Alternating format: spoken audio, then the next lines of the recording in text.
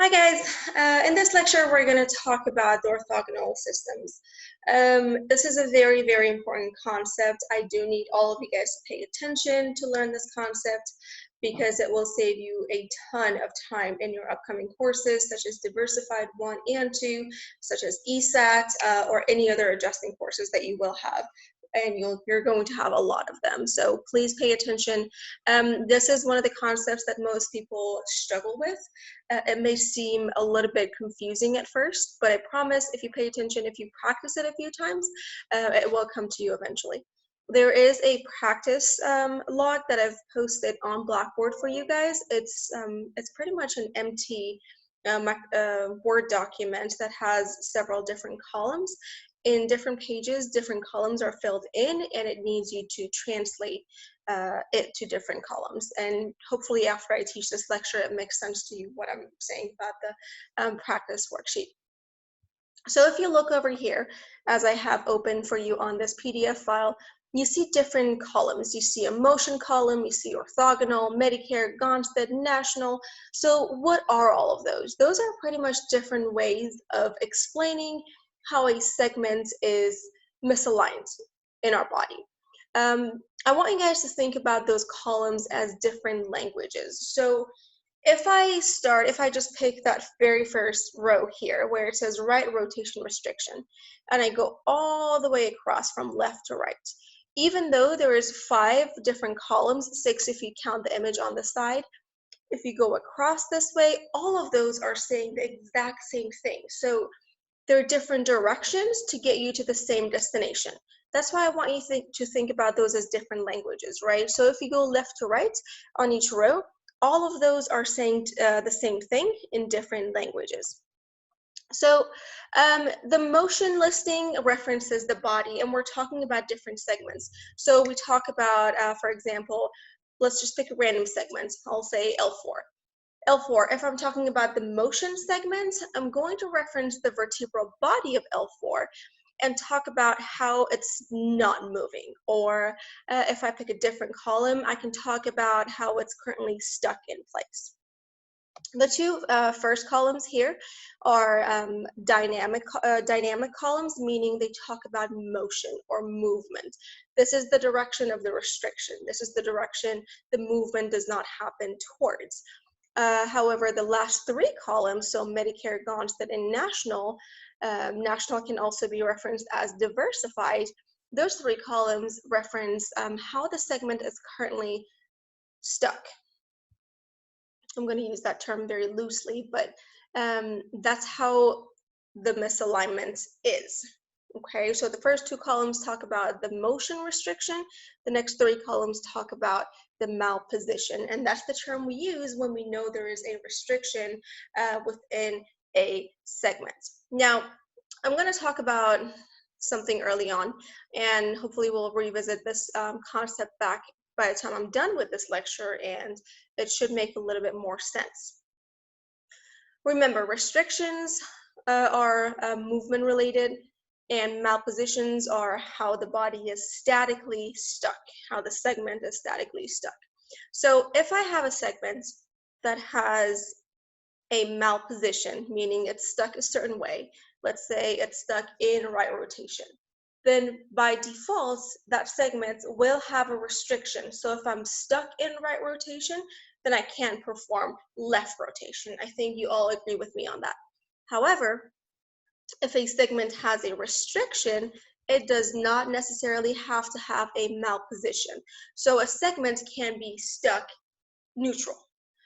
And if I'm, let's say, L4, this is the right TVP, this is the left TVP of L4, I can be stuck in neutral. So I don't necessarily have to have a malposition. I'm currently in neutral. I can rotate to the right just fine and go back to neutral, but I can't rotate to the left. You see that? So I'm not really stuck in right rotation, so I don't have a malposition towards the right rotation, but I still have a restriction.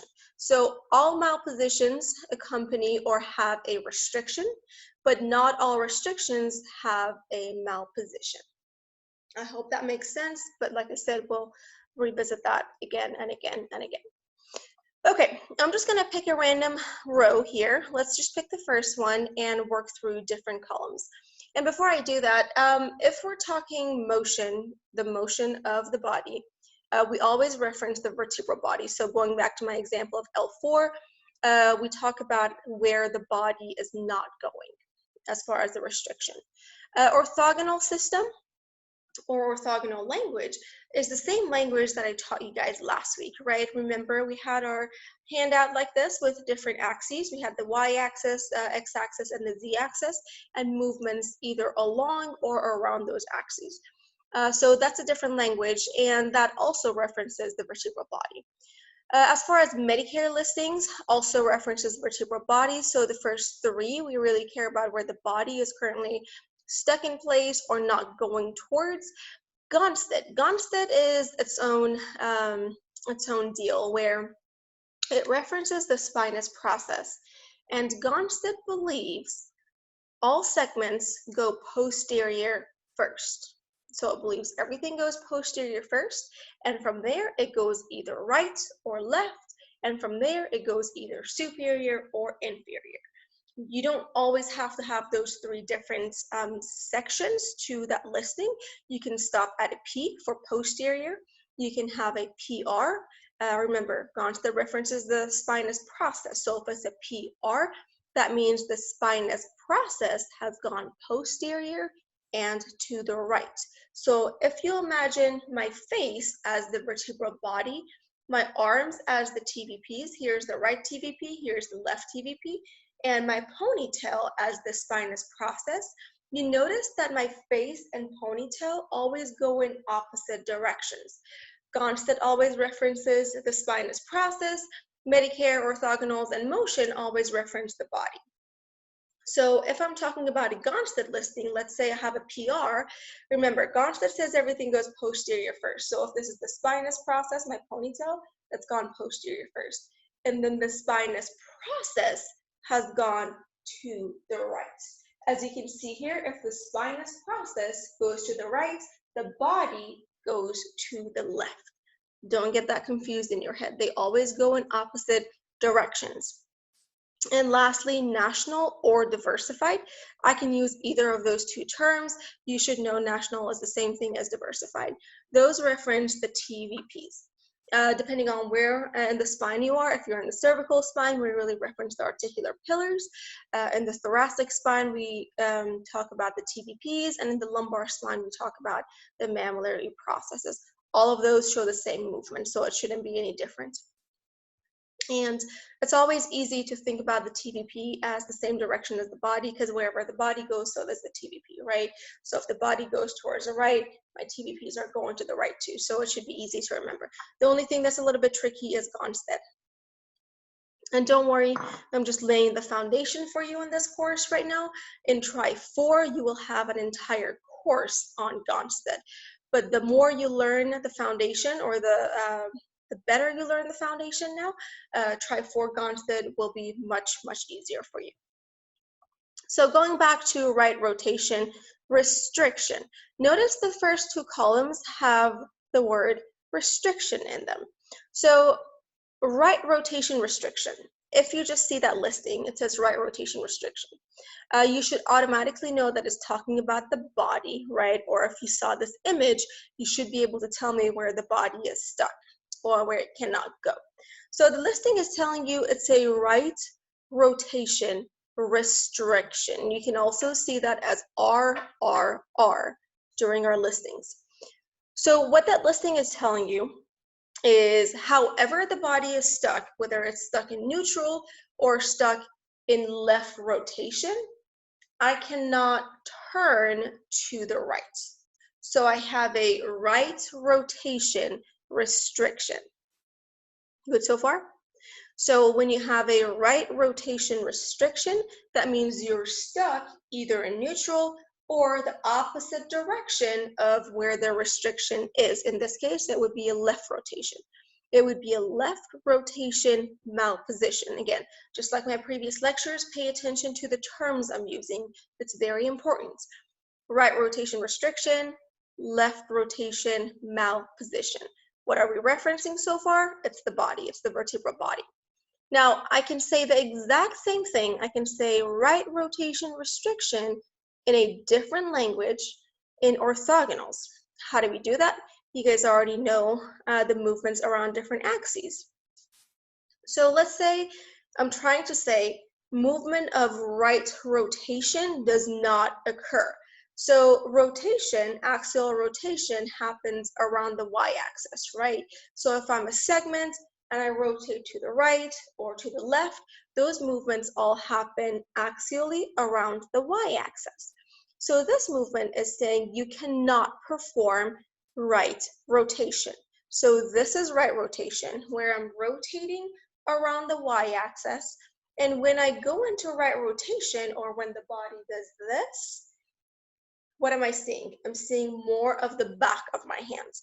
I don't care about what you guys are seeing in the camera. I care about what I'm seeing as the doctor, and that's more of the back of my hand. Now, I've already taught you with rotations within orthogonal listings, whenever you see more of the back of your hand, that's a negative listing.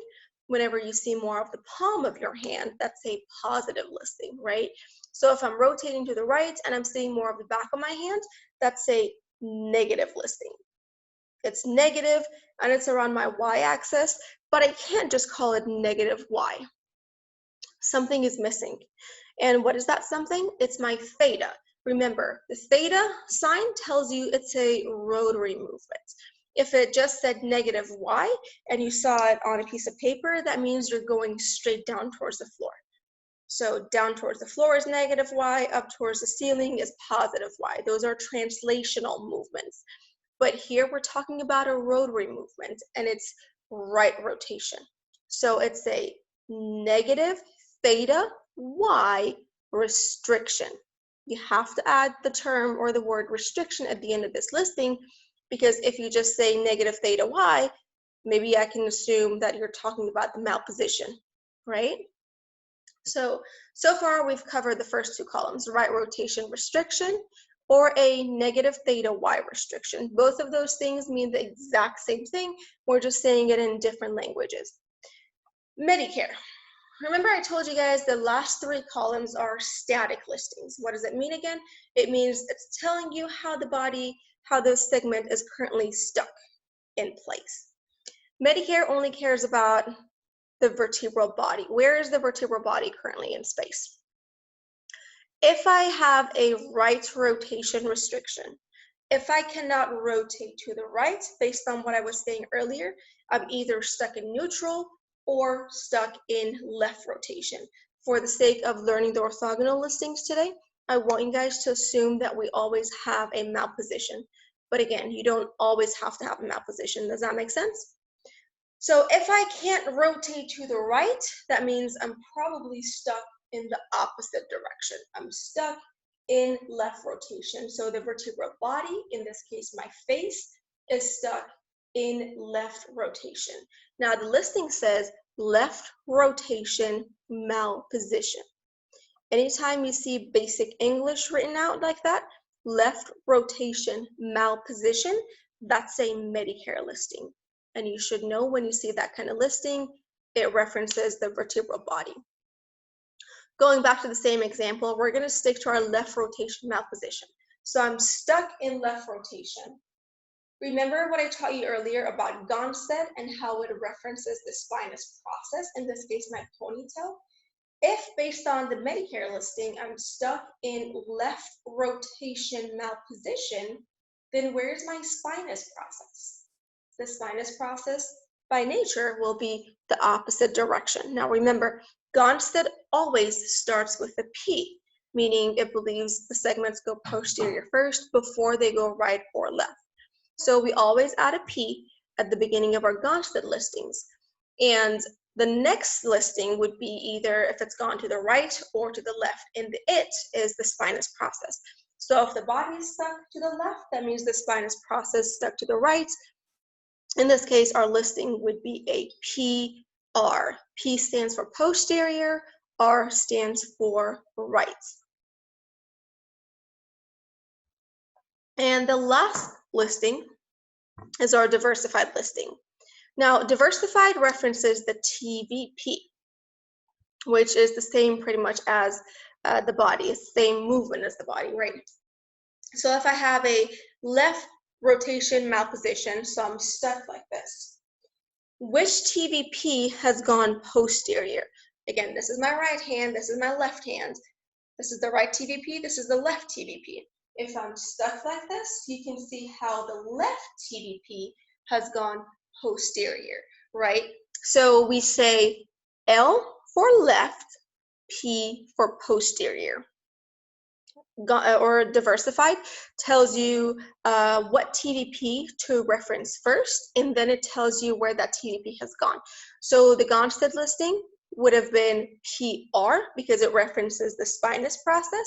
The same listing or in national or diversified would be an LP, meaning the left TVP has gone posterior. They reference different parts of the segment. Gonstead references the spinous process. National or diversified references the TVP.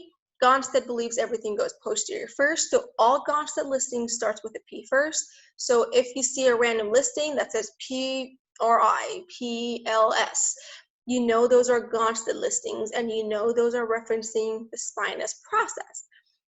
But if you see something like an LPI, that's actually a national or diversified listing, and that's referencing the TVP, and it's telling you based on the first letter that it's a left TVP that's stuck, or it's the entire segment that's stuck, but we're referencing the left TVP. So the left TVP, in this case, going back to the example we've been working on, has gone posterior. So I would be stuck like this, where the left TVP has gone posterior. Now, how would you adjust me? If I'm the left TVP, if I'm the segment and the left TVP is stuck back like this. Well, you have several different options, but the easiest way to do it is to contact that TVP that's gone posterior and push it forward. So push P away on the left TVP. Or you can also contact the spinous process. The spinous process has gone right, push it to the left to bring the vertebral body midline. We don't reference the side, the TVP that's gone anterior, because we don't contact it to adjust. If I have an LP, meaning the left TVP has gone back, the right TVP has gone anterior, you can't really go through, if I'm talking lumbar spine, you can't go through my gut to contact the anterior part of the right TVP to push it back, can you? I hope not. So that's how you go through listings. Remember, first two columns are dynamic listings. Last three columns are static listings. Dynamic listings tell you about motion. Static listings tell you how the segment is stuck. Motion segments or motion listings, as well as the orthogonals, as well as Medicare, all reference the vertebral body. Gonstead references the spinous process. National or diversified reference the TVP. Or if you want to be too specific, in the cervical spine, call it the articular pillars, or in the lumbar spine, the mammillaries. All right, let's do another example together. Let's do right lateral flexion restriction. Remember, this is telling you restriction. Something I should tell you now before I forget is you don't always have to use the orthogonal language to tell me about restrictions. You can also use the orthogonals to tell me about a malposition. Just make sure you actually specify if you're saying it in a restriction format or in a malposition format. Right lateral flexion restriction. So what that listing is telling you is I cannot laterally flex to the right. If I can't do this motion, I'm probably stuck the opposite direction. Do you guys agree? So that means I'm stuck in left lateral flexion. So Medicare would be left lateral flexion malposition. If I'm stuck in left lateral flexion, that means I cannot laterally flex to the right. So I have a right lateral flexion restriction. If I go back to my orthogonal listing, for restriction, remember I'm telling you, I'm specifying if it's a malposition or restriction.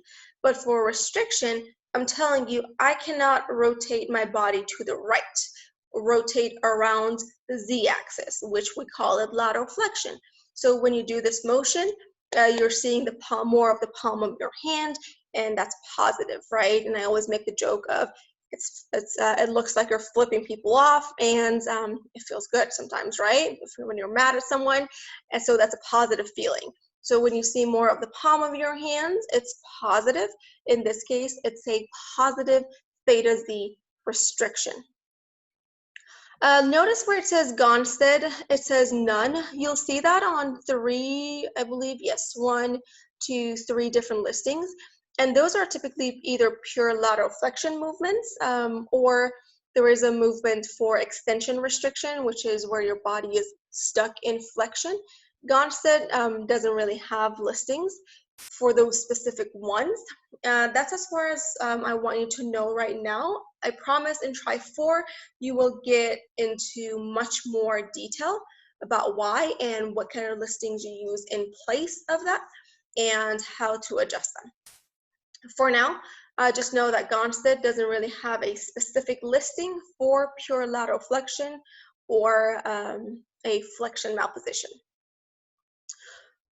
So going back to my right lateral flexion restriction, so I'm stuck in left lateral flexion.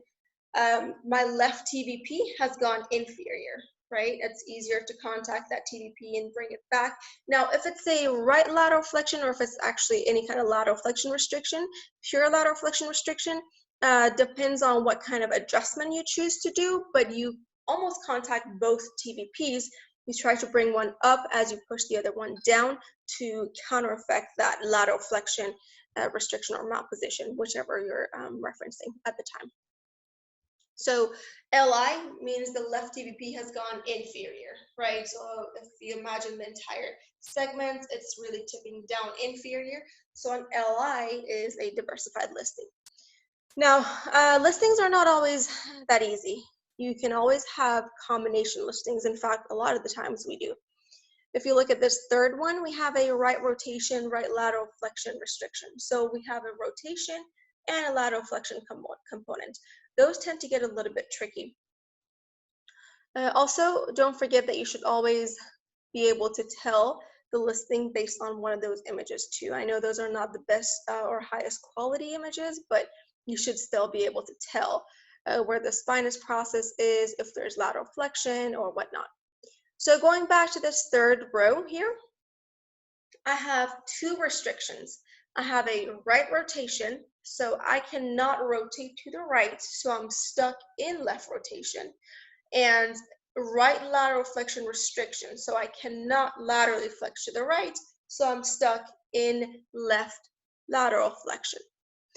So what I just said is the Medicare listing.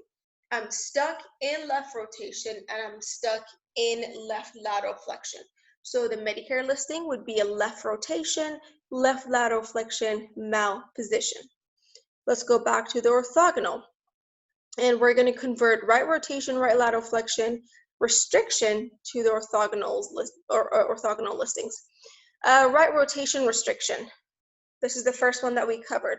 The rotation around the y-axis, I can't rotate to the right, so that's a negative theta y restriction, and I can't rotate or laterally flex to the right also, and that would be a positive theta z restriction. So pretty much you have the combination of the first and the second one in the third one. As far as the Gonstead listing goes, if I'm stuck in left rotation and stuck in left lateral flexion, I've tried to imagine my ponytail. So my ponytail, again, stuck in left rotation, left lateral flexion. And the ponytail always goes posterior first. So we know the Gonstead listing always starts with a P no matter what. Now the second letter in it would be either right or left. So I have a P. And if I'm stuck in left rotation, you know the spinous process has gone to the right. So I have a PR so far.